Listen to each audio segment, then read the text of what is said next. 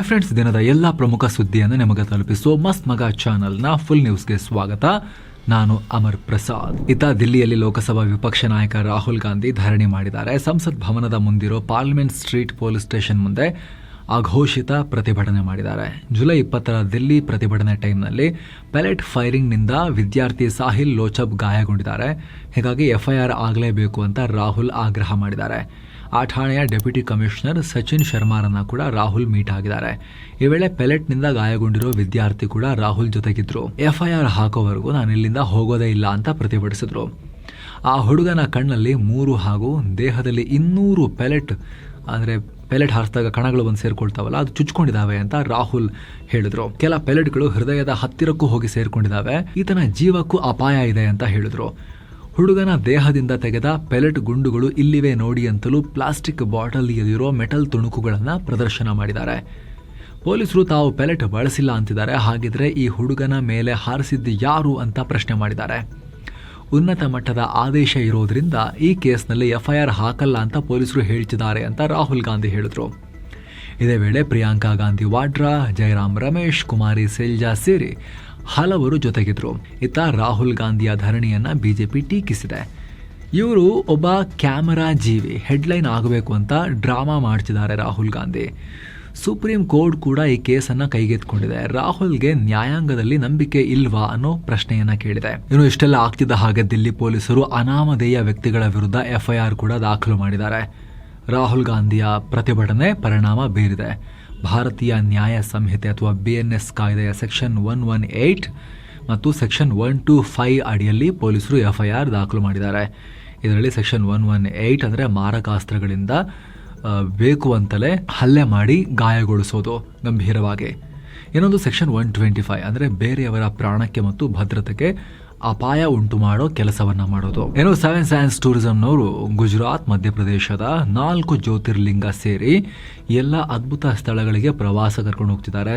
ಶ್ರೀಕೃಷ್ಣರ ದ್ವಾರಕಾ ಸೇರಿದ ಹಾಗೆ ನೋಡಿ, ಇಲ್ಲಿ ಪ್ಲೇಸಸ್ ಲಿಸ್ಟ್ ಇದೆ. ಆಸಕ್ತರು ಕಾಲ್ ಮಾಡಿ ಬುಕ್ ಮಾಡ್ಕೊಂಡು ಹೋಗಿ ಬರ್ಬೋದು. ಎಲ್ಲವನ್ನ ಒಳಗೊಂಡಿರೋ ಪ್ಯಾಕೇಜ್ ನಿಮಗೆ ಎಕ್ಸ್ಟ್ರಾ 1 ರೂಪಾಯಿನೂ ಖರ್ಚಾಗಲ್ಲ. ಇನ್ನು ರಾಜಸ್ಥಾನದಲ್ಲಿ CJP ಅವರು ಸರ್ಕಾರಿ ಶಾಲೆಗಳು ಅಷ್ಟೊಂದು ಚೆನ್ನಾಗಿಲ್ಲ, ಅಲ್ಲಿ ನಾವು ಅದನ್ನ ಹೋಗಿ ಇನ್ಸ್ಪೆಕ್ಷನ್ ಮಾಡ್ತೀವಿ ಅಂತ ಶಾಲೆಗಳನ್ನ ಸರಿ ಮಾಡಿ ಸ್ಕೂಲ್ ಟೀಕ್ ಕರೋ ಅಂತ ಕ್ಯಾಂಪೇನ್ ಮಾಡೋಕೆ ಹೋಗಿದ್ರು.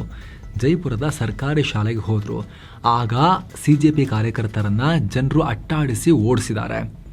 ಕಾರುಗಳ ಮೇಲೆ ಕಲ್ಲು ತೂರಿ ಇವರು ಅರ್ಬನ್ ನಕ್ಸಲರು, ಪಾಕಿಸ್ತಾನಿಗಳು ಅಂತ ಘೋಷಣೆ ಕೂಗಿರೋ ವಿಡಿಯೋಸ್ ವೈರಲ್ ಆಗ್ತವೆ. ಆದರೆ ಇದು ಸ್ಥಳೀಯರು ಮಾಡಿದ್ದಲ್ಲ, ಜನರು ಮಾಡಿದ್ದಲ್ಲ, ಬಿಜೆಪಿಯವರು ದುಡ್ಡು ಮಾಡಿಸಿದ್ದು ಅಂತ CJPಯವರು ಆರೋಪ ಮಾಡಿದ್ದಾರೆ. ಅಷ್ಟು ಮಾತ್ರ ಅಲ್ಲ, ಈ ಗೂಂಡಾಗಳನ್ನ ಬಂಧಿಸೋಕೆ ಶಿಕ್ಷಣ ಮಂತ್ರಿ ಮದನ್ ದಿಲಾವರ್ಗೆ 48 ಗಂಟೆಗಳ ಡೆಡ್ ಲೈನ್ ಕೊಟ್ಟಿದ್ದೀವಿ ಅಂತಲೂ ಕೂಡ CJPಯವರು ಹೇಳಿದ್ದಾರೆ. ಅವರ ರಾಜೀನಾಮೆಗೂ ಪಟ್ಟು ಹಿಡಿದಿದ್ದಾರೆ ರಾಜಸ್ಥಾನದ ಶಿಕ್ಷಣ ಮಂತ್ರಿದು. CJP ಸಂಸ್ಥಾಪಕ ಅಭಿಜಿತ್ ದೀಪ್ಗೆ ಕೂಡ ಪ್ರತಿಕ್ರಿಯೆ ಕೊಟ್ಟಿದ್ದಾರೆ. ಪೊಲೀಸರು ಸುಮ್ಮನೆ ಇದ್ರು, ಹೆಲ್ಪೇ ಮಾಡಲಿಲ್ಲ, ಮೂಕ ಪ್ರೇಕ್ಷಕರಾಗಿ ನೋಡ್ತಾ ಇದ್ರು ಅಂತ ಕಿಡಿಕಾರಿದ್ದಾರೆ. ಆದರೆ ಗ್ರಾಮಸ್ಥರು ಮಾತ್ರ ಸ್ಕೂಲ್ಗೆ ಆಲ್ರೆಡಿ 12 ಲಕ್ಷ ರೂಪಾಯಿ ಮಂಜೂರಾಗಿದೆ, ನಮಗೆ CJPಯವರ ಸಪೋರ್ಟ್ ಬೇಕಾಗಿಲ್ಲ, ಶ್ರೀರಾಮರ ಬಗ್ಗೆ ಕೆಟ್ಟದಾಗಿ ಮಾತನಾಡೋರು ನಮ್ಮ ಊರಿಗೆ ಬರೋದೇ ಬೇಡ ಅನ್ನೋ ಸ್ಟೇಟ್ಮೆಂಟ್ಸ್ ಎಲ್ಲ ಕೊಟ್ಟಿದ್ದಾರೆ. ಇನ್ನು ರಾಜಸ್ಥಾನ ಶಿಕ್ಷಣ ಸಚಿವ ಮದನ್ ದಿಲಾವರ್ ಕೂಡ ರಿಯಾಕ್ಟ್ ಮಾಡಿದ್ದು, CJP ಮತ್ತು ಕಾಂಗ್ರೆಸ್ ಸೇರ್ಕೊಂಡು ರಾಜ್ಯದ ಶಿಕ್ಷಣ ವ್ಯವಸ್ಥೆಯನ್ನ ಹಾಳು ಮಾಡೋಕೆ ಬರ್ತಾ ಇದ್ದಾರೆ ಅನ್ನೋ ಪ್ರತಿಕ್ರಿಯೆ ಕೊಟ್ಟಿದ್ದಾರೆ. ಇನ್ನು ದಿಲ್ಲಿಯ ಜಂತರ್ ಮಂತರ್ನಲ್ಲಿ ಶುಕ್ರವಾರ ಅಂದ್ರೆ ಇವತ್ತು ಭದ್ರತೆಯನ್ನ ಟೈಟ್ ಮಾಡಲಾಗಿತ್ತು. ಜಾತಿ ಆಧಾರಿತ ಮೀಸಲಾತಿ ವಿರೋಧಿಸಿ ಭಾರಿ ಪ್ರತಿಭಟನೆಗೆ ಕರೆ ಕೊಡಲಾಗಿತ್ತು. ಮೀಸಲಾತಿ ಹಟಾವೋ ಆಂದೋಲನ ಇನ್ಸ್ಟಾಗ್ರಾಮ್ ಪೇಜ್ನಿಂದ ಈ ಪ್ರತಿಭಟನೆಗೆ ಕರೆ ಹೋಗಿತ್ತು. ಬೆಳಿಗ್ಗೆ 10 ಗಂಟೆಗೆ ಜನ ಬರೋಕ್ ಶುರು ಮಾಡಿದ್ರು. ಆದರೆ ದಿಲ್ಲಿ ಪೊಲೀಸರು ಈ ಪ್ರತಿಭಟನೆಗೆ ಪರ್ಮಿಷನ್ ಕೊಟ್ಟಿರಲಿಲ್ಲ. ಹೀಗಾಗಿ ಜಂತರ್ ಮಂತರ್ ಸುತ್ತ ಸಿಕ್ಕಾಪಟ್ಟೆ ಸೆಕ್ಯೂರಿಟಿ ಹಾಕಲಾಗಿತ್ತು. ದಿಲ್ಲಿ ಪೊಲೀಸರೊಂದಿಗೆ ಅರೆ ಸೇನಾ ಪಡೆಗಳನ್ನ ಕೂಡ ಹಾಕಲಾಗಿತ್ತು. ಇನ್ನು ತಮಿಳುನಾಡು CM ವಿಜಯ್ ಡಿಲಿಮಿಟೇಷನ್ ವಿಚಾರದಲ್ಲಿ ತಮ್ಮ ನಿಲುವನ್ನ ಬದಲಾಯಿಸಿದ್ದಾರೆ ಅನ್ನೋ ಚರ್ಚೆ ಶುರುವಾಗಿದೆ. ಆಗಸ್ಟ್ 12ನೇ ತಾರೀಕು ಅಸೆಂಬ್ಲಿಯಲ್ಲಿ ಲೋಕಸಭಾ ಸೀಟುಗಳನ್ನು 543ಕ್ಕೆ ಸೀಮಿತಗೊಳಿಸಬೇಕು ಅಂತ ಅವರ ಸರ್ಕಾರ ರೆಸಲ್ಯೂಷನ್ ಪಾಸ್ ಮಾಡಿತ್ತು. ಆದರೆ ಬುಧವಾರ ತಡರಾತ್ರಿ ಕೇಂದ್ರ ಗೃಹ ಮಂತ್ರಿ ಅಮಿತ್ ಶಾ ಅವರನ್ನ ಭೇಟಿಯಾದ ಬಳಿಕ ವಿಜಯ್ ಸ್ವಲ್ಪ ಸಾಫ್ಟ್ ಆಗಿದ್ದಾರೆ. CM ಆದ್ಮೇಲೆ ಶಾ ಜೊತೆ ಇದು ಅವರ ಮೊದಲ ಭೇಟಿ. 31ನೇ ಸದನ್ ಝೋನಲ್ ಕೌನ್ಸಿಲ್ ಮೀಟಿಂಗ್ನಲ್ಲಿ ಅಮಿತ್ ಶಾ ಪಕ್ಕದಲ್ಲೇ ಇದ್ದ ವಿಜಯ್ ಅವರು 543 ಸೀಟುಗಳ ಫ್ರೀಸ್ ಬಗ್ಗೆ ಒಂದು ಮಾತನ್ನು ಹೇಳಿಲ್ಲ. ಬದಲಾಗಿ ಜನಸಂಖ್ಯೆ ನಿಯಂತ್ರಣ ಮಾಡಿದ್ದಕ್ಕೆ ಪಾರ್ಲಿಮೆಂಟ್ನಲ್ಲಿ ಶೇಕಡಾವಾರು ಪ್ರಾತಿನಿಧ್ಯ ಕಮ್ಮಿ ಆಗಬಾರದು, ಇದಕ್ಕೆ ಕಾನೂನು ಭದ್ರತೆ ಕೊಡಿ ಅಂತ ಮಾತ್ರ ಕೇಳಿದ್ದಾರೆ. ಅಂದ್ರೆ ಇದು ಕೇಂದ್ರ ಸರ್ಕಾರದ ಲೈನ್. ಇದು ಕೇಂದ್ರ ಸರ್ಕಾರ ಕೂಡ ಅದನ್ನೇ ಹೇಳ್ತಿರೋದು. ಪರ್ಸೆಂಟೇಜ್ ಪ್ರಕಾರ ಎಲ್ಲರದ್ದು ಈಕ್ವಲ್ ಆಗಿ ಜಾಸ್ತಿ ಆಗುತ್ತೆ. ಟೋಟಲ್ ಪರ್ಸೆಂಟೇಜ್ ಸ್ಟ್ರೆಂತ್ ಪಾರ್ಲಿಮೆಂಟ್ ಅಲ್ಲಿ ಯಾವ ರಾಜ್ಯದ್ದು ತಾಕತ್ ಕಮ್ಮಿ ಆಗಲ್ಲ ಅಂತಾನೆ ಹೇಳ್ತಿರೋದು. ವಿಜಯ್ ಅದನ್ನೇ ಕೇಳಿದ್ದಾರೆ. ಈಗ ಕೇಂದ್ರ ಸರ್ಕಾರ ಡಿಲಿಮಿಟೇಷನ್, ಮಹಿಳಾ ಮೀಸಲಾತಿ ಇದೆಲ್ಲ ಜಾರಿ ಮಾಡೋಕೆ ಈಗ ಬಿಲ್ ಟ್ರೈ ಮಾಡ್ತಿದೆಯಲ್ಲ, ಇದನ್ನು ಪಾಸ್ ಮಾಡೋಕೆ 2/3 ಬಹುಮತ ಬೇಕು. ಏಪ್ರಿಲ್ನಲ್ಲಿ ವಿಪಕ್ಷಗಳು ಇದನ್ನೆಲ್ಲ ಒಟ್ಟಿಗೆ ಸೇರಿಕೊಂಡು ಬ್ಲಾಕ್ ಮಾಡಿದ್ರು. ಈಗ ಇದನ್ನು ಪಾಸ್ ಮಾಡೋಕೆ ಕೇಂದ್ರ ಸ್ಪೆಷಲ್ ಸೆಷನ್ ಕರೆಯೋ ಪ್ಲಾನ್ ಮಾಡ್ತಾ ಇದೆ. ಆದರೆ ಕೇಂದ್ರದೊಂದಿಗೆ ಸಂಘರ್ಷ ಬೇಡ ಅನ್ನೋದು ವಿಜಯ್ ಸರ್ಕಾರದ ಸ್ಟ್ರಾಟಜಿ ಅಂತ ಹೇಳಲಾಗ್ತಿದೆ. ಹಾಗಂತ ವಿಜಯ್ ಸರ್ಕಾರಕ್ಕೆ ಪಾರ್ಲಿಮೆಂಟ್ನಲ್ಲಿ ಸದ್ಯಕ್ಕೆ ಯಾವುದೇ ನಂಬರ್ ಇಲ್ಲ TVK ಪಾರ್ಟಿಗೆ. ಆದರೂ ಕೂಡ ಅವರ ಈ ನಿಲುವು ತಮಿಳುನಾಡಿನ ವಿಪಕ್ಷ DMK ಅವರ ನಿಲುವಿನ ಮೇಲೆ ಪ್ರಭಾವ ಬೀರ್ಬೋದು. ವಿಜಯ್ ಇದರಲ್ಲಿ ಪಾಲಿಟಿಕ್ಸ್ ಮಾಡಿಲ್ಲ ಅಂದರೆ DMKನವರು ಕೂಡ ಸ್ವಲ್ಪ ಸಾಫ್ಟ್ ಆಗಿದ್ದಕ್ಕೆ ಬೆಂಬಲವನ್ನು ಕೊಡೋಕೆ ತಯಾರಾಗಬಹುದು. DMK ಬೆಂಬಲವನ್ನು ಪಡೆಯೋಕೆನೆ BJP ಸಿಕ್ಕಾಪಟ್ಟೆ ಟ್ರೈ ಮಾಡ್ತಿರೋದು. ಇದಕ್ಕೆ ಪೂರಕವಾಗಿ DMK ಸಂಸದ ದಯಾನಿಧಿ ಮಾರನ್ ಸ್ಟೇಟ್ಮೆಂಟ್ ಕೊಟ್ಟಿದ್ದಾರೆ. ಮೊನ್ನೆ ಅಷ್ಟೇ ರಾಹುಲ್ ಗಾಂಧಿ ಅವರ ಸ್ಟೇಟ್ಮೆಂಟ್ ಉಲ್ಲೇಖಿಸಿ ಅವರೊಬ್ಬರು ಸ್ಟೇಟ್ಮೆಂಟ್ ಕೊಟ್ಟರು. ನ್ಯಾಷನಲ್ ಪಾರ್ಟಿಯವರು ಇದಕ್ಕೆ ಯಾರಾದರೂ ತಮಿಳುನಾಡಿನವರು ಸಪೋರ್ಟ್ ಮಾಡಿದ್ರೆ ಅವರು ದೇಶದ್ರೋಹಿಗಳು ಅನ್ನೋ ಥರದಲ್ಲಿ ಅವರು ಸ್ಟೇಟ್ಮೆಂಟನ್ನು ಕೊಟ್ಟರು. ತಮಿಳುನಾಡಿನ ದೇಶದ್ರೋಹಿಗಳು ಅಂತ ಕರೆದಿದ್ರು. ಈಗ ಅಮಿತ್ ಶಾ ಭೇಟಿ ಬಳಿಕ ವಿಜಯ್ ನಿಲುವು ಕೂಡ ಚೇಂಜ್ ಆಗಿದೆಯಲ್ಲ. ಹಾಗಾದರೆ ರಾಹುಲ್ ಗಾಂಧಿ ಅವರ ಮಿತ್ರ ಪಕ್ಷ TVKನ ವಿಜಯ್ ಅವ್ರನ್ನ ದೇಶದ್ರೋಹಿ ಅಂತ ಕರೀತಾರಾ ಅಂತ ಪ್ರಶ್ನೆ ಮಾಡಿದ್ದಾರೆ DMKನವರು. ಏನೋ ಬಾಂಗ್ಲಾ ಪ್ರಧಾನಿ ತಾರಿಕುರ್ ರೆಹಮಾನ್ ಅವರ ಭಾರತ ಭೇಟಿ ಬಗ್ಗೆ ಈಗ ದೊಡ್ಡ ಕನ್ಫ್ಯೂಷನ್ ಶುರುವಾಗಿದೆ. ರಾಷ್ಟ್ರಪತಿ ಭವನ ಮೊದಲು ಒಂದು ಪ್ರೆಸ್ ರಿಲೀಸ್ ಬಿಟ್ಟಿತ್ತು. ಅದರಲ್ಲಿ ಆಗಸ್ಟ್ 22, 2026 ಅಂದರೆ ಶನಿವಾರ ನಡೆಯಬೇಕಾಗಿದ್ದ ಚೇಂಜ್ ಆಫ್ ಗಾರ್ಡ್ ಕಾರ್ಯಕ್ರಮ ಇರಲ್ಲ. ಯಾಕಂದ್ರೆ ಬಾಂಗ್ಲಾ ಪ್ರಧಾನಿಗೆ ಸ್ವಾಗತ ಕೋರೋಕೆ ಫುಲ್ ರಿಹರ್ಸಲ್ ನಡೀತಾ ಇದೆ ಅಂತ ಹೇಳಿದ್ರು. ಆದರೆ ಜಸ್ಟ್ 1 ಗಂಟೆಯಲ್ಲೇ ಆ ನೋಟಿಸ್ ಅನ್ನ ವಾಪಸ್ ಪಡ್ಕೊಂಡಿದ್ದಾರೆ. ಭಾರತ ಆಗಲಿ ಅಥವಾ ಬಾಂಗ್ಲಾ ಆಗಲಿ ವಿಸಿಟ್ ಬಗ್ಗೆ ಇನ್ನೂ ಯಾವುದೇ ಅಫಿಷಿಯಲ್ ಅನೌನ್ಸ್ಮೆಂಟೇ ಮಾಡಿರಲಿಲ್ಲ. ಆದರೆ ಆಗಸ್ಟ್ 22ರಿಂದ 25ರವರೆಗೆ ತಾರೀಖ್ ಭಾರತಕ್ಕೆ ಬರ್ತಾರೆ ಅನ್ನೋ ರಿಪೋರ್ಟ್ಸ್ ಬಂದಿದ್ವು. ಇನ್ನು ಅನೌನ್ಸ್ ಆಗೋಕ್ಕೂ ಮುನ್ನವೇ ಈ ವಿಚಾರ ಲೀಕ್ ಆಗಿದ್ದೆ ತಡ ಎಚ್ಚೆತ್ತುಕೊಂಡ ರಾಷ್ಟ್ರಪತಿ ಭವನ ಮಧ್ಯಾಹ್ನ 3 ಗಂಟೆಗೆ ಇನ್ನೊಂದು ಸ್ಟೇಟ್ಮೆಂಟ್ ಬಿಟ್ಟಿದೆ. ಆಗಸ್ಟ್ 21, 2026 ರಿಲೀಸ್ ಮಾಡಿದ್ದ ಪ್ರೆಸ್ ರಿಲೀಸ್ ಅನ್ನ ವಾಪಸ್ ತಗೊಳ್ತಾ ಇದ್ದೀವಿ ಅಂತ ಹೇಳಿದ್ದಾರೆ. ಆದರೆ ಅದರಿಂದ ಕನ್ಫ್ಯೂಷನ್ ರಿಸಾಲ್ವ್ ಆಗಿಲ್ಲ ವಾಪಸ್ ತಗೊಂಡು ಕೂಡಲೇ. ಯಾಕಂದ್ರೆ ಆ ಕಡೆ ಬಾಂಗ್ಲಾ ಕೂಡ ಹೇಳಿದೆ ಭಾರತ ಭೇಟಿ ಬಗ್ಗೆ ಏನೂ ಡಿಸೈಡೇ ಆಗಿಲ್ಲ ಅಂತ. ಒಂದು ದೇಶದ ಪ್ರಧಾನಿ ಇನ್ನೊಂದು ದೇಶಕ್ಕೆ ಬರೋದ್ರ ಬಗ್ಗೆ ಏನೋ ಲಾಸ್ಟ್ ಮೂಮೆಂಟಲ್ಲಿ ರೋಡ್ ಟ್ರಿಪ್ ಹೋದಂಗೆ ಹೋಗ್ತಾರೆ ಅವರು. ಹಲವು ದಿನಗಳ ಮುಂಚಿನ ಪ್ಲಾನಿಂಗ್ ಇರೋದಿಲ್ವಾ? ಸಿಕ್ಕಾಪಟ್ಟೆ ಕನ್ಫ್ಯೂಷನ್ ಮಾಡಿಟ್ಟಿದ್ದಾರೆ ಇವರು, ಮಕ್ಕಳಾಟ ಮಾಡಿಟ್ಟಿದ್ದಾರೆ. ಇನ್ನು 3 ದಿನಗಳ ಪಶ್ಚಿಮ ಬಂಗಾಳ ಪ್ರವಾಸದಲ್ಲಿರೋ ಕೇಂದ್ರ ಗೃಹ ಮಂತ್ರಿ ಅಮಿತ್ ಶಾ ಸಿಲಿಗುರಿಗೆ ಭೇಟಿ ಕೊಟ್ಟಿದ್ದಾರೆ. ಅಲ್ಲಿನ ಸಶಸ್ತ್ರ ಸೀಮಾ ಬಲ ಪಡೆಯ ಫ್ರಂಟಿಯರ್ ಹೆಡ್ ಕ್ವಾರ್ಟರ್ಗೆ ವಿಸಿಟ್ ಮಾಡಿದ್ದಾರೆ. ಬಾರ್ಡರ್ ಸೆಕ್ಯೂರಿಟಿಯನ್ನು ಕೂಡ ರಿವ್ಯೂ ಮಾಡಿದ್ದಾರೆ. ದೇಶದ ಭದ್ರತೆ ಮತ್ತು ಒಳನುಸುಳುವಿಕೆಯನ್ನು ತಡೆಯೋಕೆ ಗಡಿ ಬೇಲಿ ಇಂಪಾರ್ಟೆಂಟ್ ಅಂತ ಶಾ ಹೇಳಿದ್ದಾರೆ. ಅಲ್ಲದೆ ಪಶ್ಚಿಮ ಬಂಗಾಳದಲ್ಲಿ BJP ಸರ್ಕಾರ ಬಂದು ಕೆಲವೇ ದಿನಗಳಲ್ಲಿ ಗಡಿ ಬೇಲಿ ಹಾಕೋಕೆ 1129 ಎಕರೆ ಜಾಗವನ್ನು ಬಾರ್ಡರ್ ಸೆಕ್ಯೂರಿಟಿ ಫೋರ್ಸ್ಗೆ ಕೊಡಲಾಗಿದೆ. ಬಾಕಿ ಉಳಿದಿರೋದು 29 ಎಕರೆ ಜಾಗ ಕೂಡ ಬೇಗ ಸಿಗುತ್ತೆ ಅಂತ ಹೇಳಿದ್ದಾರೆ. ಅಲ್ಲದೆ ಹಿಂದಿನ ಮಮತಾ ಸರ್ಕಾರಕ್ಕೆ ಕೈ ಮುಗಿದು ಕೇಳಿದ್ರು ಜಾಗನೇ ಕೊಡ್ತಿರ್ಲಿಲ್ಲ ಅನ್ನೋ ಟೀಕೆಯನ್ನ ಮಾಡಿದ್ದಾರೆ. ಏನೋ ಮುಂಬೈ ಉಗ್ರ ದಾಳಿ ಕೇಸ್ನಲ್ಲಿ ದೊಡ್ಡ ಡೆವಲಪ್ಮೆಂಟ್ ಆಗಿದೆ. ಬರೋಬ್ಬರಿ 18 ವರ್ಷಗಳ ನಂತರ ಪಾಕಿಸ್ತಾನದಲ್ಲಿ ಅಡಗಿ ಕುಳಿತಿರುವ 6 ಉಗ್ರರ ವಿರುದ್ಧ ಭಾರತ ಕಾನೂನು ಸಮರ ಶುರು ಮಾಡಿದೆ. ಲಷ್ಕರ್ ಮುಖ್ಯಸ್ಥ ಹಫೀಜ್ ಸಯೀದ್ ಸೇರಿ 6 ಉಗ್ರರ ವಿರುದ್ಧ ಮುಂಬೈ ಪೊಲೀಸರು ಲೀಗಲ್ ಪ್ರಾಸೆಸ್ ಶುರು ಮಾಡಿದ್ದಾರೆ. ಈ ಉಗ್ರರೆಲ್ಲರೂ ಕೂಡ ಸದ್ಯ ಪಾಕಿಸ್ತಾನದಲ್ಲೇ ಇದ್ದಾರೆ. ಆದ್ರೆ ಅವರು ಕೋರ್ಟ್ಗೆ ಬರದೇ ಇದ್ರೂ ಕೂಡ ಅವರ ಗೈರಿನಲ್ಲೇ ವಿಚಾರಣೆ ನಡೆಸೋಕೆ ಈಗ ತಯಾರಿ ಶುರುವಾಗಿದೆ. ಹಫೀಜ್ ಸಯೀದ್ ಜೊತೆಗೆ ಜಕೀರ್ ರೆಹಮಾನ್ ಲೆಖ್ವಿ, ಸಾಜಿದ್ ಮೀರ್, ಅಬು ಅಲ್ ಖಾಮಾ, ಆಸಿಮ್ ಅಲಿಯಾಸ್ ಅಬು ಕಹಾಫಾ ಮತ್ತು ಅಬ್ದುಲ್ ರೆಹಮಾನ್ ಪಾಷಾ ಅನ್ನೋ ಉಗ್ರರ ಹೆಸರು ಈ ಲಿಸ್ಟ್ನಲ್ಲಿದೆ. ಇದಕ್ಕಾಗಿ ವಿಶೇಷ ಪಬ್ಲಿಕ್ ಪ್ರಾಸಿಕ್ಯೂಟರ್ ಉಜ್ವಲ್ ನಿಕಮ್ ಕೋರ್ಟ್ಗೆ ರಿಪೋರ್ಟ್ ಸಬ್ಮಿಟ್ ಮಾಡಿದ್ದಾರೆ.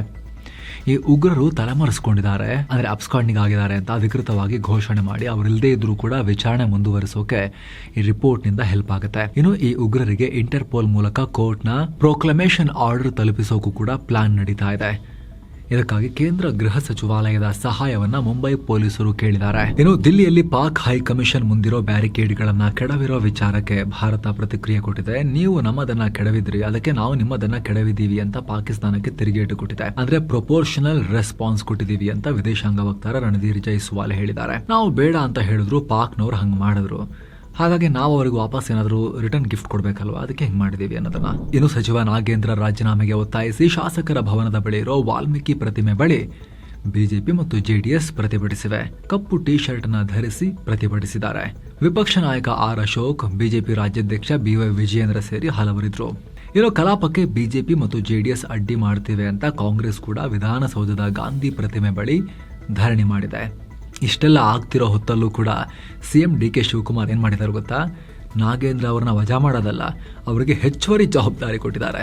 ಈಗ ಆಲ್ರೆಡಿ ಯೋಜನೆ ಮತ್ತು ಸಾಂಖ್ಯಿಕ ಖಾತೆ ನಿಭಾಯಿಸ್ತಿರೋ ನಾಗೇಂದ್ರಗೆ ಕಲ್ಯಾಣ ಕರ್ನಾಟಕ ಪ್ರದೇಶ ಅಭಿವೃದ್ಧಿ ಸಚಿವಾಲಯ, ನೀವು ಮಾಡಿ ಕಲ್ಯಾಣ ಕರ್ನಾಟಕ ಅಭಿವೃದ್ಧಿ ಅಂತ ಆ ಹೊಣೆಯನ್ನ ಕೂಡ ಕೊಡಲಾಗಿದೆ. ಈ ಎಲ್ಲ ಬೆಳವಣಿಗೆಗಳ ನಡುವೆ ನಾಗೇಂದ್ರ ಅವರಿಗೆ ಮತ್ತೊಂದು ಶಾಕ್ ಏನು ಅಂತ ಹೇಳಿದ್ರೆ, ವಾಲ್ಮೀಕಿ ನಿಗಮ ಹಗರಣದಲ್ಲಿ ಪ್ರಾಸಿಕ್ಯೂಷನ್ಗೆ ಅನುಮತಿ ಕೋರಿ ರಾಜ್ಯಪಾಲರಿಗೆ ಸಿಬಿಐ ಈಗ ಪತ್ರ ಬರೆದಿದೆ. ಏನು ರಾಜ್ಯ ವಿಧಾನಮಂಡಲ ಅಧಿವೇಶನ ಕೂಡ ನಾಗೇಂದ್ರ ಅವ್ರನ್ನ ಸಂಪುಟದಿಂದ ವಜಾ ಮಾಡಬೇಕು ಅಂತ ಹೇಳಿ ಗದ್ದಲ ಮುಂದುವರಿತು. ಇದರ ನಡುವೆನೆ 3 ಮಸೂದೆಗಳ ಅಂಗೀಕಾರ ಆಗಿದೆ.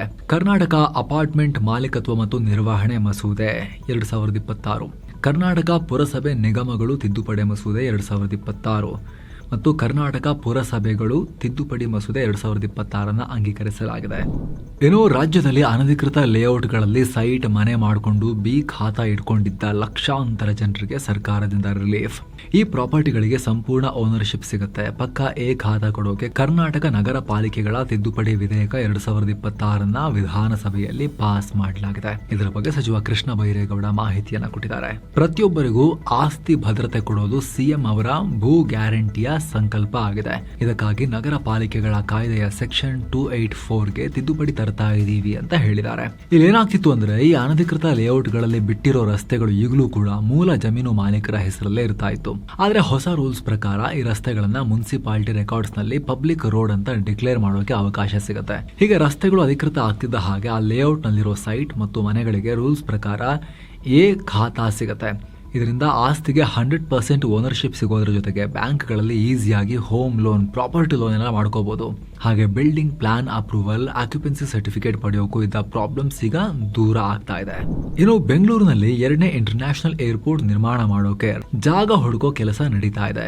ಏರ್ಪೋರ್ಟ್ ಎಲ್ಲಿ ಬರಬಹುದು ಅನ್ನೋ ಬಗ್ಗೆ ವಿಧಾನಸಭೆಯಲ್ಲಿ ಕೈಗಾರಿಕಾ ಮಂತ್ರಿ ಎಂ ಬಿ ಪಾಟೀಲ್ ಒಂದಷ್ಟು ಹಿಂಟ್ಸ್ ಕೊಟ್ಟಿದ್ದಾರೆ. ಹೊಸ ಏರ್ಪೋರ್ಟ್ಗಾಗಿ 3 ಜಾಗಗಳನ್ನ ಶಾರ್ಟ್ ಲಿಸ್ಟ್ ಮಾಡಲಾಗಿದೆ. ಕನಕಪುರ ರಸ್ತೆಯ ಹಾರೋಹಳ್ಳಿ, ಸೋಮನಹಳ್ಳಿ ಮತ್ತು ನೆಲಮಂಗಲ ತಾಲೂಕಿನ ಗುಡವಾರನಹಳ್ಳಿ ಬಳಿ ಜಾಗಗಳನ್ನ ಶಾರ್ಟ್ ಲಿಸ್ಟ್ ಮಾಡಲಾಗಿದೆ. ಇದರಲ್ಲಿ ಕನಕಪುರ ರಸ್ತೆಯ ಹಾರೋಹಳ್ಳಿ ಪ್ರದೇಶದಲ್ಲಿ ಏರ್ಪೋರ್ಟ್ ಬರೋ ಚಾನ್ಸಸ್ ತುಂಬಾನೇ ಇದೆ. ಹಾರೋಹಳ್ಳಿ ಬಳಿ ವಿಮಾನ ಹಾರೋ ಚಾನ್ಸಸ್. ಸದ್ಯದಲ್ಲಿ ಸೂಕ್ತ ಸ್ಥಳ ಪರಿಶೀಲನೆ ನಡೀತಾ ಇದೆ ಅಂತ ಸಚಿವರು ಹೇಳಿದ್ದಾರೆ. ಚೆನ್ನಾಗಿರುತ್ತಲ್ಲ ಹಾರೋಹಳ್ಳಿಯಲ್ಲಿ ಇಂಟರ್ನ್ಯಾಷನಲ್ ಏರ್ಪೋರ್ಟ್. ಏನೋ ಕೆಪಿಎಸ್ಸಿ ನೇಮಕಾತಿ ಹಗರಣ ಕೇಸ್ಗೆ ಸಂಬಂಧಪಟ್ಟಂತೆ ಸಿಎಂ ಡಿಕೆ ಶಿವಕುಮಾರ್ ನೇತೃತ್ವದ ಕ್ಯಾಬಿನೆಟ್ ಮೀಟಿಂಗ್ ನಲ್ಲಿ ದೊಡ್ಡ ನಿರ್ಧಾರ ಆಗಿದೆ. ಕೆಪಿಎಸ್ಸಿ ಮಾಜಿ ಅಧ್ಯಕ್ಷ ಶಿವಶಂಕರಪ್ಪ ಸಾಹುಕಾರ್ ಅವರನ್ನ ಸಸ್ಪೆಂಡ್ ಮಾಡೋಕೆ ನಿರ್ಧಾರ ಮಾಡಲಾಗಿದೆ. ಈ ಅಮಾನತು ಶಿಫಾರಸನ್ನ ರಾಜ್ಯಪಾಲರಿಗೆ ಕಳಿಸೋಕೆ ಸರ್ಕಾರ ರೆಡಿಯಾಗಿದೆ. ಈ ಹಿಂದೆ ರಾಜ್ಯಪಾಲರು ಕೆಪಿಎಸ್ಸಿ ಚೇರ್ಮನ್ ಅವರನ್ನ ಅಮಾನತು ಮಾಡಿದ್ರು. ಆದರೆ ಹೈಕೋರ್ಟ್ ಸಂವಿಧಾನದ ವಿಧಿ 163 ಮತ್ತು 166 ಪ್ರಕಾರ ರಾಜ್ಯಪಾಲರು ಪ್ರಮುಖ ನಿರ್ಧಾರ ತಗೊಳ್ಳುವಾಗ ಕ್ಯಾಬಿನೆಟ್ ಶಿಫಾರಸು ಬೇಕು, ಅದು ಕಡ್ಡಾಯ ಅಂತ ಹೇಳಿತ್ತು. ಬಳಿಕ ರಾಜ್ಯಪಾಲರ ಆದೇಶಕ್ಕೆ ತಡೆ ಕೊಟ್ಟಿತ್ತು. ಈಗ ಸಚಿವ ಸಂಪುಟ ಇಲ್ಲಿವರೆಗೂ ಇದನ್ನು ಮಾಡಿರಲಿಲ್ಲ. ಈಗ ಮತ್ತೆ ಯಾಕೆ ಮಾಡಲ್ಲ ಕ್ಯಾಬಿನೆಟ್ ಅನ್ನೋ ಪ್ರಶ್ನೆ ಬರ್ತಾ ಇತ್ತಲ್ವಾ. ಸೊ ಫೈನಲಿ ರಾಜ್ಯ ಕ್ಯಾಬಿನೆಟ್ ಈ ನಿರ್ಧಾರವನ್ನ ಮಾಡಿದೆ. ಈಗ ರಾಜ್ಯಪಾಲರು ಮತ್ತೆ ಆದೇಶ ಹೊರಡಿಸಿದ್ರೆ ಅದನ್ನ ಕೋರ್ಟ್ ತಡೆಯಕ್ಕೆ ಬರಲ್ಲ. ಏನು ಕರ್ನಾಟಕದ ವೋಟರ್ ಲಿಸ್ಟ್ ನಲ್ಲಿ 11 ಫಾರಿನರ್ಸ್, ವಿದೇಶಿಗರ ಹೆಸರು ಸೇರ್ಪಡೆಯಾಗಿರೋ ಶಂಕೆ ಇದೆ. ಈಗ ವಿದೇಶಿಗರ ನೋಂದಣಿ ಕಚೇರಿ ರಾಜ್ಯದ ಮತದಾರರ ಗುರುತಿನ ಚೀಟಿ ಹೊಂದಿರೋ 11 ವಿದೇಶಿ ಪ್ರಜೆಗಳ ವಿವರವನ್ನ ರಾಜ್ಯ ಮುಖ್ಯ ಚುನಾವಣಾಧಿಕಾರಿ ಕಚೇರಿಯಿಂದ ಕೇಳಿದೆ. ಈ 11 ಮಂದಿಯನ್ನ ತಮಿಳುನಾಡಿನಲ್ಲಿ ಪತ್ತೆ ಹಚ್ಚಲಾಗಿದೆ. ಅವರ ವಿರುದ್ಧ ಕ್ರಿಮಿನಲ್ ಪ್ರಕರಣಗಳು ಕೂಡ ಇವೆ ಅಂತ ಹೇಳಲಾಗಿದೆ. ಇವರೆಲ್ಲ ಶ್ರೀಲಂಕಾ ಮೂಲದವರು ಅನ್ನೋ ಮಾಹಿತಿನೂ ಬರ್ತಾ ಇದೆ. ಇನ್ನು ರಾಜ್ಯದಲ್ಲಿ ಮತದಾರರ ಪಟ್ಟಿ ಪರಿಷ್ಕರಣೆ ಜೋರಾಗಿ ನಡೀತಾ ಇದೆ. ಈ ಪ್ರಕ್ರಿಯೆಯಲ್ಲಿ ಸಣ್ಣ ಪುಟ್ಟ ತಪ್ಪುಗಳು ಅಥವಾ ಮಾಹಿತಿ ಕೊರತೆ ಕಂಡು ಬಂದಿರೋ 43 ಲಕ್ಷ ಮತದಾರರನ್ನ ಆಯೋಗ ಗುರುತಿಸಿದೆ. ಹೀಗಾಗಿ ಇವರೆಲ್ಲರಿಗೂ ಕೂಡ ಶೀಘ್ರದಲ್ಲಿ ನೋಟಿಸ್ ಕೊಡಲಾಗುತ್ತೆ. ಇದರಲ್ಲಿ ಮ್ಯಾಪಿಂಗ್ ಆಗದ ಮತದಾರರು ಅಂದ್ರೆ 2002ರ ಚುನಾವಣಾ ಪಟ್ಟಿಯೊಂದಿಗೆ ತಮ್ಮ ಅಥವಾ ತಮ್ಮ ಪೋಷಕರ ವಿವರ ಹೊಂದಾಣಿಕೆಯಾಗದ ಮತದಾರರಿಗೆ ನೋಟಿಸ್ ಬರುತ್ತೆ.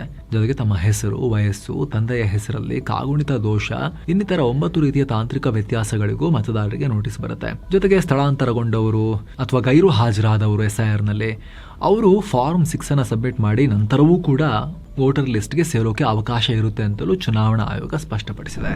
ಏನೋ ರಾಕಿಂಗ್ ಸ್ಟಾರ್ ಯಶ್ ಅವರ ಟಾಕ್ಸಿಕ್ ಸಿನಿಮಾ ಅಡ್ವಾನ್ಸ್ ಬುಕಿಂಗ್ ನಲ್ಲಿ ಸಿಕ್ಕಾಪಟ್ಟೆ ಸುನಾಮಿ. ಆಗಸ್ಟ್ 26ಕ್ಕೆ ರಿಲೀಸ್ ಆಗ್ತಿರೋ ಈ ಸಿನಿಮಾದ ಟಿಕೆಟ್ಗಳು ಬುಕ್ ಮೈ ಶೋ ಮತ್ತು ಬೇರೆ ಬೇರೆ ಟಿಕೆಟಿಂಗ್ ಆ್ಯಪ್ಗಳಲ್ಲಿ ಗಂಟೆಗೆ ಬರೋಬ್ಬರಿ 21,000ದಿಂದ 25,000 ಟಿಕೆಟ್ಗಳು ಸೇಲ್ ಆಗಿವೆ. ಓಪನ್ ಆಗ್ತಿದ್ದ ಹಾಗೆ ಪ್ರಮುಖ ಚಿತ್ರಮಂದಿರಗಳಲ್ಲಿ, ಬಿಗ್ ಮಲ್ಟಿಪ್ಲೆಕ್ಸಸ್ ಅಲ್ಲಿ, ಪ್ರಮುಖ ಸ್ಕ್ರೀನ್ಸ್ ಅಲ್ಲಿ ಅರ್ಲಿ ಶೋಸ್ ಎಲ್ಲವೂ ಕೂಡ ಆಲ್ಮೋಸ್ಟ್ ಫಿಲ್ ಆಗಿದ್ವು. ಬೆಂಗಳೂರು ಸೇರಿ ಕರ್ನಾಟಕದಾದ್ಯಂತ ಬೆಳಿಗ್ಗೆ 6 ಗಂಟೆ ಮಾರ್ನಿಂಗ್ ಶೋಗಳು 9 ಗಂಟೆ 10 ಗಂಟೆ ಎಲ್ಲ ಫಿಲ್ ಆಗಿಬಿಟ್ಟಿದೆ ಆಲ್ರೆಡಿ ಬಹುತೇಕ. ಎಲ್ಲ ತುದಿಯಲ್ಲಿ ಕೆಲವೊಂದಷ್ಟು ಮುಂಗಡೆ ಸೀಟ್ಗಳು ಮಾತ್ರ ಬಾಕಿ ಇದ್ವು ನಾವು ಚೆಕ್ ಮಾಡಿದಾಗ.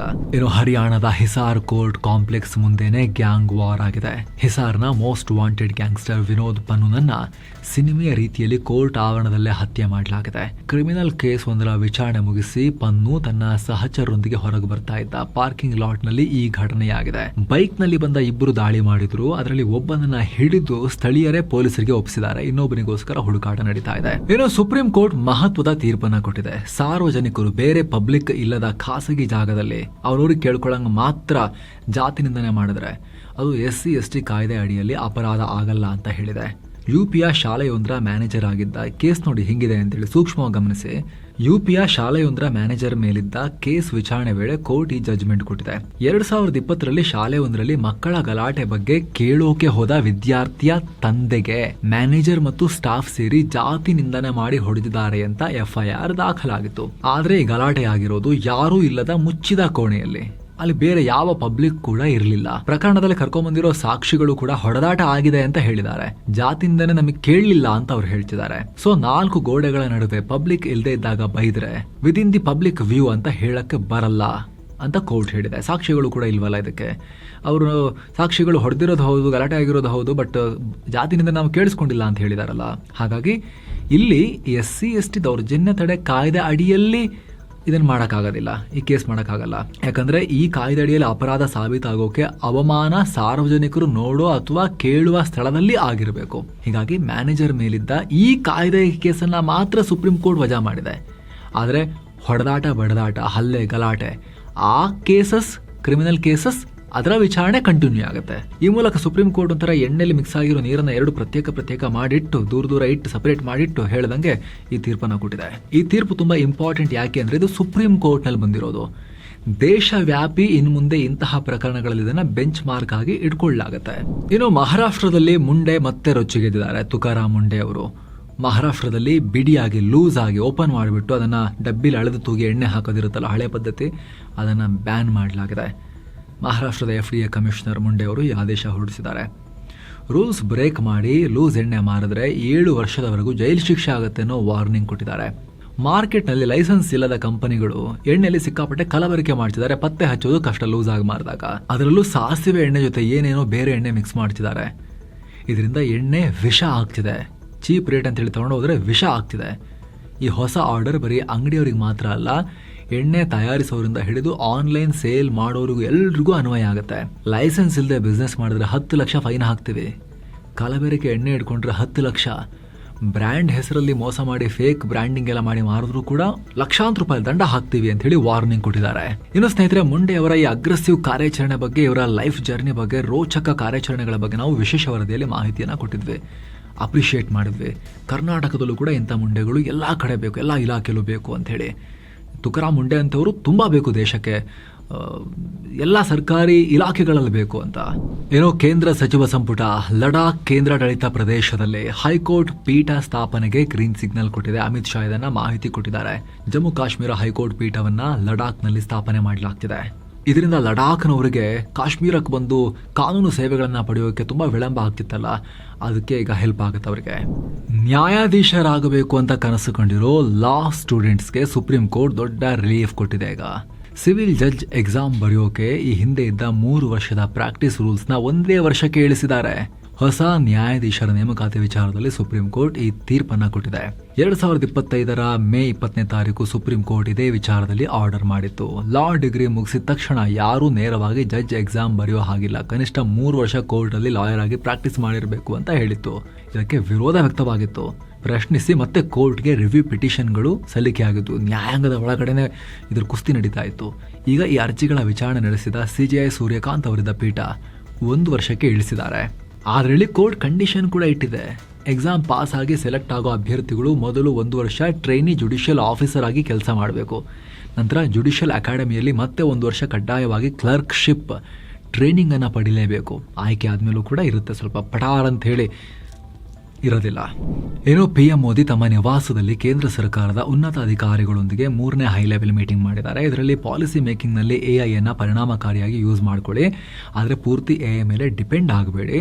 ಮನುಷ್ಯರ ಕಂಟ್ರೋಲ್ ಮತ್ತು ಜಡ್ಜ್ಮೆಂಟ್ ಕಡ್ಡಾಯವಾಗಿ ಫೈನಲ್ ಇರಬೇಕು ಅಂತ ಹೇಳಿದ್ದಾರೆ. ಹಾಗೆ ಡೇಟಾ ಅನ್ನೋದು ನಮ್ಮ ದೇಶದ ಆಸ್ತಿ ಮತ್ತು ಭವಿಷ್ಯದ ಸಂಪನ್ಮೂಲ.